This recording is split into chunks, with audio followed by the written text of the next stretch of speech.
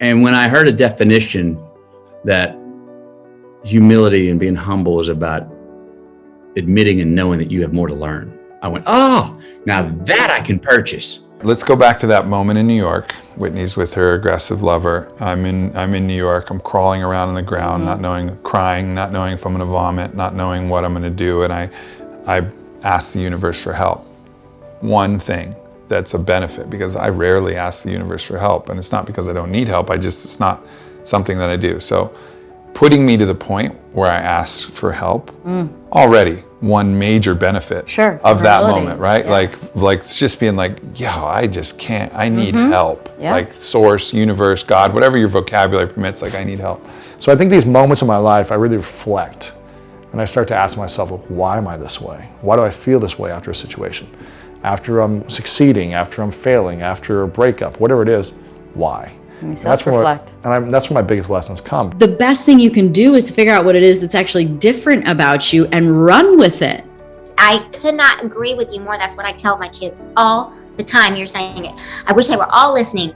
You young Broadway boot campers, if you're listening to this, Danica just said what I say all the time. Man, if you can take that ball to the end game and love it, do it.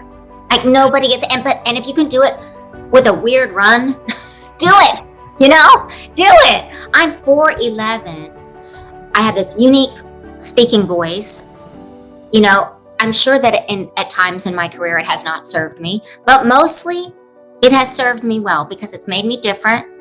And I've accepted that I sound like Betty Boop, and I've accepted that I can't see over most counters, and I've accepted the things about me that were made fun of. I learned towards the end of my career that the things that drained me weren't for me, and the things that gave me energy were definitely in alignment. And it didn't even mean that the workload was the same. It could have been like minuscule amounts of things that I didn't want to do that would be like exponentially draining.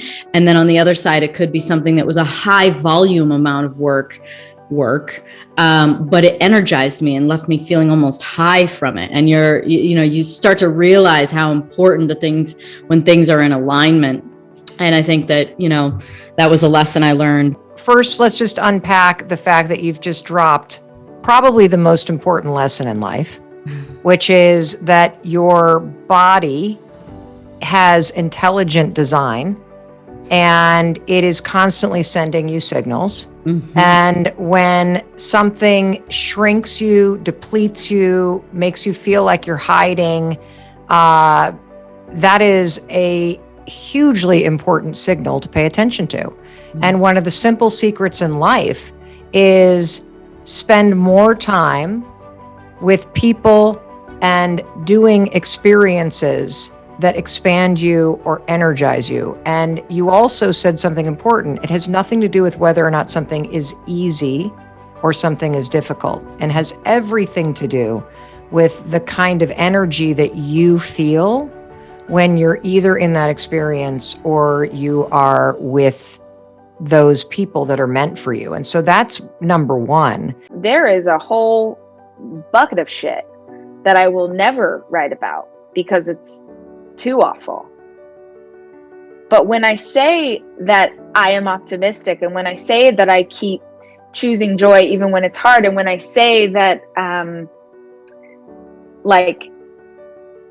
I can see how things are for me, I hope that people at this point, at least the people who read my books, understand that I'm not just talking out of one side of my mouth. It's very easy to look at my life now and sort of, be flippant about like, oh, well, easy for you to say you're a successful author, or like, I understand that I will never truly understand the full privilege of being a white woman, of having the access that I have, of now getting to a place where I have financial resources that I didn't have.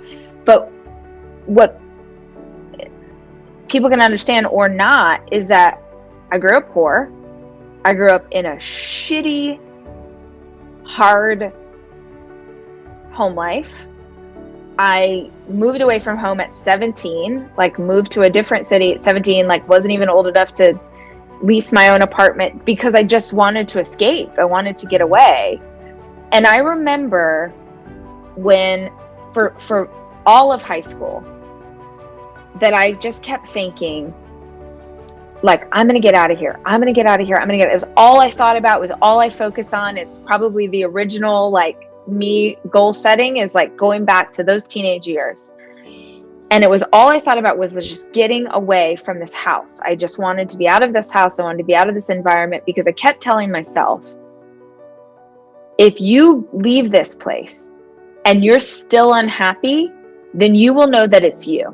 I smoked when I drank, and then it became a habit every day, all day. And so my mom smoked too, and she died of lung cancer. And and I talked to her about that, you know.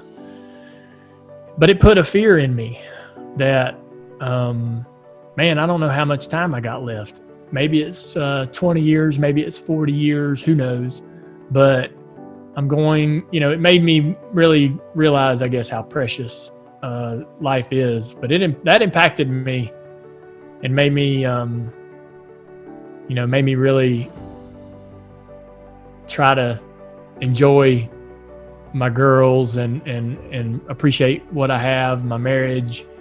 But yeah, I don't know.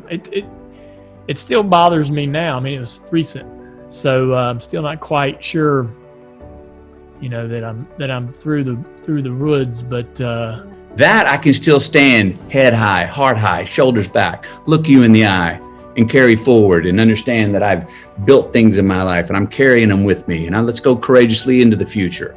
But until I got that little click of what that word meant, my relationship spiritually was sort of on and off a little bit more. I've also found this is another metaphor for, I think, not only my relationship spiritually, but a lot of people's. I found that when I put other things like my career when that's not the top of the ladder, that's not the number one thing of what I've got to achieve. When it moves down to 2 or 3 behind, say, family and faith, I'm better at it. And then I received some help, and I received a message that came through at that moment. And the message was, the sun does not judge itself by the shadows that it casts. Okay. If I'm the sun, I don't need to judge myself by the effect that my light is having. Mm-hmm. You know, so like the shadows that it casts. So how much she wants me, or how much I'm affecting her, how much she's thinking about me. Those are all the shadows that my light is casting. You know, it's like, that's not how I need to judge myself. That's not how I need to decide whether I'm the sun. Like, the sun doesn't look at that person they sunburn. It's like, fuck yeah, I'm the sun. Look, I burned that person. You know, or like, oh yeah, I'm the sun. I created that desert. Oh, I'm the sun. I created that beautiful beach environment. Like, it's just the sun. It is just being the sun. And so that lesson came from an extreme circumstance. So that point of resistance became assistance, and that became something that was this focal point for me, understanding the true nature of who I was, which is not judging myself by the effects that I'm having on the world, but judging myself by purely who I am, the essence of who I am, which is, you know, you can call it light, or you can call it energy, or you can call it source, you can call it love. You know, and really love, I think, is the best way to describe the essence of who we are. We're love embodied. Yeah. And when I take full responsibility for everything, my parents, the sexual abuse, the losses, the wins, the breakups, whatever, the good, the bad, when I take ownership for it all, even if I didn't actually do it, but if I take responsibility, I feel so much peace, because I don't have anyone else to blame. I just accept it. I don't say it's okay that these things happen, but I say, okay, it's happened, and I've accepted it. What can I learn from this? Where's the good in this, and how can I move forward? And that's what brings me a lot of peace. I don't know. I came out of Dad's passing and just, I got wild and Clubby. Yeah, we raised hell and had fun, and we raced, and we tried to do everything we could just to keep marching forward, and then ended up having a pretty reasonable time and success in racing, and then, like I said, just recently my mom passed, and it sort of reset the stage, if you will, of like what's important in life, and damn, you better appreciate what you got while you're here, and be everything you can to these 2 little girls that I got, and try to be a good husband, and just enjoy it, golly, because it's short as hell. It's not your environment. It's not these people. You will, for the rest of your life, have to take responsibility for the fact that it's you. And I remember that as a teenager saying, like, right now, I'm in this environment, and I think that that's why life is so... Can I cuss on the show? I've already cussed once. Okay. Right now, like, I think that they're why life is so shitty. But if I get out of here and I'm still miserable, then I will know that it was just geography. It doesn't matter if I have a bad attitude, if I'm negative, if I'm this way, then it won't matter where I move, and it won't matter how much money I make, and it won't matter who I know or who my friends are. I will always be this way. And so in that awareness, I remember moving to LA and working 3 jobs, and just all I wanted to do was survive, just live in this little crappy apartment and survive away from that home life. And I would have days where it would, like, oh my gosh, I would be overwhelmed, or it would be hard. And I'd be like, nope, remember where you come from and remember what it felt like. And at least this might be this crappy apartment in Hollywood, and you might only be able to shop at the 99-cent store, but you own this life.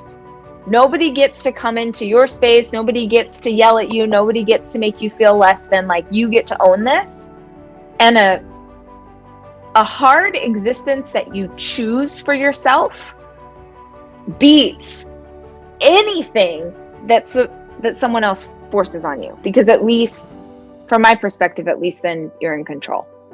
Okay, I'm from the Bible Belt. I'm a Christian. I have certain beliefs. How does that fit into who you are in show business? Well, I decided when I was young, and I think it was a mature decision. I don't know how I knew this, maybe God. I went, okay, I'm going to be me. And it's not going to be pretty and happy and perfect for everybody. But I'm just going to go ahead and be me, because I can't do anything else. And I think it's Dolly Parton that says, be you, because everybody else is taken. Mm-hmm. And it's a great piece of advice. Yeah. She even says something to go further. She says, find out who you are and do it on purpose. I'm like, that's what so in my 20s, I learned that. And I'm glad I learned that young.